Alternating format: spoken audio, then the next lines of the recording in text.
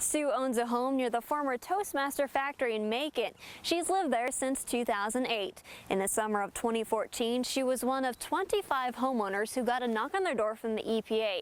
They were asking to test for trichloroethylene, TCE. The substance federal agencies can cause a variety of health issues and was classified as a human carcinogen in November by the U.S. Department of Health and Human Services. The testing done by the EPA revealed there was TCE in Sue's home at unsafe levels.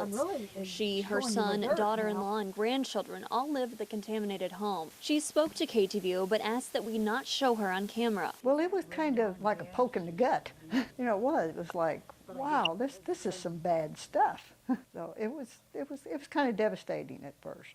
It really was. But so far, they've done what they said they would do. Now, as far as the testing, how they determine the levels, I don't have any idea. And I'm just kind of at the mercy of whatever they decide. The Toastmaster factory was in operation from 1956 to 2001.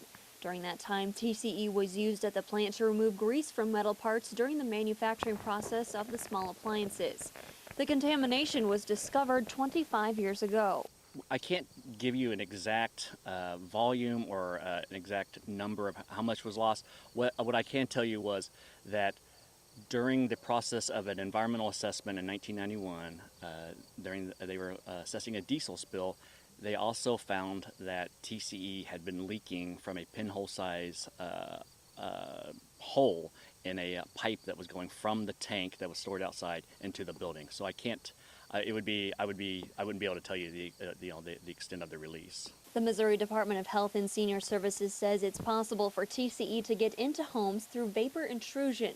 The EPA installed a mitigation system in Sue's home to push the TCE fumes out. Sue told us that she wants the toxic chemical out of her home and backyard, but getting that done is complicated and expensive. There is pending litigation regarding, I guess, cleanup costs, responsibility for cleanup costs. Spectrum Brand was looking to try to bring in some other prior owners of the Toastmaster facility. I don't know where that process sits, but that litigation is ongoing, and that will certainly have some bearing down the road.